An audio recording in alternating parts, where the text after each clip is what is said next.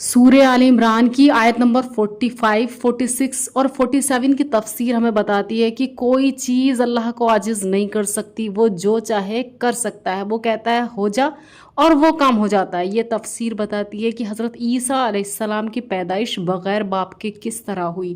تفسیر کے ساتھ میں اس چیز کو سمجھایا گیا ان لوگوں کے لیے جو لوگ عیسیٰ علیہ السلام کو نعوذ باللہ اللہ کا بیٹا یا خدا قرار دیتے ہیں۔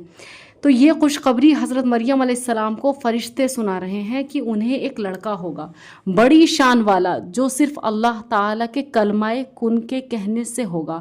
اور یہی تفسیر اللہ کے فرمان سورہ آل عمران کی آیت نمبر 39 جیسے کہ جمہور نے ذکر کیا اور جس کا بیان اس سے پہلے گزر چکا، اس کا نام مسیح ہوگا، عیسیٰ بیٹا مریم کا۔ ہر مومن اسے اسی نام سے پہچانے گا۔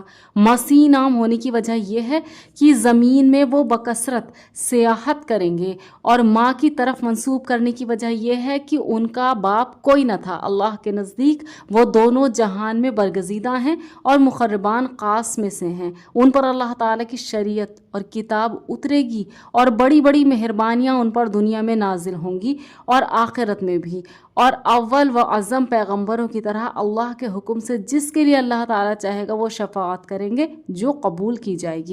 وہ اپنے جھولے میں اور ادھیڑ عمر میں باتیں کریں گے، یعنی اللہ وحدہ لا شریک لا کی عبادت کی لوگوں کو بچپن ہی میں دعوت دیں گے جو ان کا معجزہ ہوگا، اور بڑی عمر میں بھی جب اللہ تعالیٰ ان کی طرف وحی کرے گا وہ اپنے قول و فعل میں علم صحیح رکھنے والے اور عمل صالح کرنے والے ہوں گے۔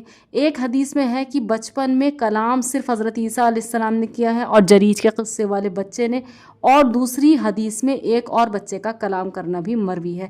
تو یہ تین ہوئے جنہوں نے بچپن میں کلام کیا۔ حضرت مریم علیہ السلام اس بشارت کو سن کر اپنی مناجات میں کہنے لگی، اے اللہ مجھے بچہ کیسے ہوگا؟ میں نے تو نکاح نہیں کیا اور نہ میرا ارادہ نکاح کرنے کا ہے اور نہ میں ایسی بدکار ہوں۔ اللہ عز و جل کی طرف سے فرشتے نے جواب میں کہا کہ اللہ کا امر بہت بڑا ہے، اسے کوئی چیز عاجز نہیں کر سکتی، وہ جو چاہے پیدا کر دے۔ اس نقطے کو خیال میں رکھنا چاہیے کہ حضرت زکریا علیہ السلام کے اس سوال کے جواب میں اس جگہ لفظ یفعلو تھا اور یہاں لفظ یخلقو ہے، یعنی پیدا کرتا ہے، اس لیے کسی باطل پرست کو کوئی شبہ کا موقع باقی نہ رہے اور صاف لفظوں میں حضرت عیسیٰ علیہ السلام کا اللہ کی مخلوق ہونا معلوم ہو جائے۔ پھر اس کی مزید تاکید کی اور فرمایا، وہ جس کام کو جب کبھی کرنا چاہتا ہے تو صرف اتنا فرما دیتا ہے کہ ہو جا، بس وہی ہو جاتا ہے، اس کے حکم کے بعد ڈھیل اور دیر نہیں لگتی، جیسے اور جگہ ہے سورہ القمر کی آیت نمبر 50 میں، یعنی ہمارے صرف ایک مرتبہ کے حکم سے ہی بلا تاخیر فی الفور آنکھ جھپکتے ہی وہ کام ہو جاتا ہے، ہمیں دوبارہ اسے کہنا نہیں پڑتا۔ اگر اللہ تعالیٰ کی یہ پاورز، اس کی قوت، اس کی شان ہمارے دل و دماغ میں بیٹھ جائے تو بتائیے کیا ہم کسی اور کے محتاج رہیں گے؟ کیا ہم کبھی مایوس ہوں گے؟ کیا کوئی کام ہمیں ناممکن محسوس ہوگا؟ لیکن جب ہم اس چیز کو سمجھتے نہیں، جانتے نہیں، پڑھتے نہیں، سیکھتے نہیں، لہٰذا ہم نے خود کو کمزور کر دیا۔